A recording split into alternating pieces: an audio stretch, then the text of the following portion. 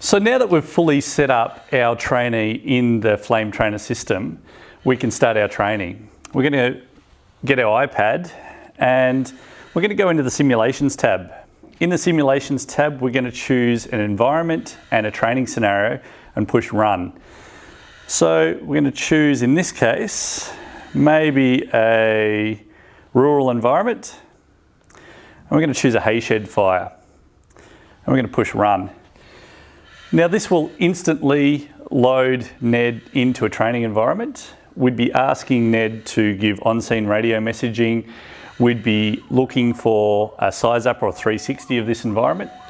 And as you can see on the screen behind, Ned can look around. He can see that he has some large hay bales on fire. He is the only fire truck on scene. Now we see a lot of firefighters working through this environment, perhaps charging in and putting water on the fire. And that's not really what we want. Basically, we want Ned to look around. So I'm going to turn on teleport for Ned, allowing him to move around the environment. And this is where we're going to ask him to push and hold that button. And he can choose where he's going to move in the environment. So the first click and hold chooses where he moves to. And the second click is which way he faces when he gets there. So I'd like Ned to do a 360 or a size up, moving around the back of the Hayshed. So Ned's going to do that now. And we can start to see that some of these environments can be a little bit more complex and challenging than we perhaps initially thought. So we can see that we've got a tank of water there.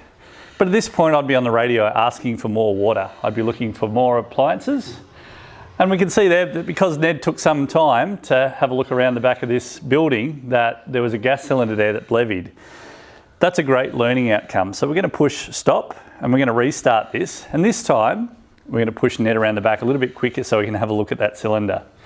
So perhaps if you can go around the right-hand side of the building for me, Ned, we can have a look at this environment. At any time, I can pause the environment so that it won't progress quite as quickly, so that we can talk about this a little bit longer. But we can go around the back for me, please.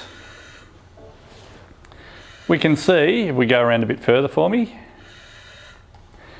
we can see here that we've got an LPG cylinder or propane cylinder around the back of this farm shed.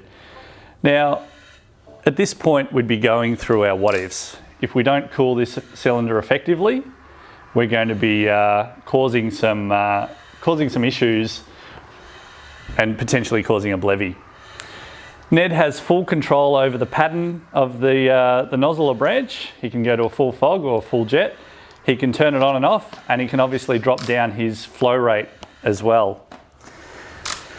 I can also control the pump pressure of the system, anywhere from 400 kPa to 700 kPa, or about 60 psi to 100 psi. And if Ned so wishes, he can choose to ask me for foam, and I can activate that as well on the system. So we can give you some foam. And we probably wouldn't use foam in this application, but certainly show you what it looks like.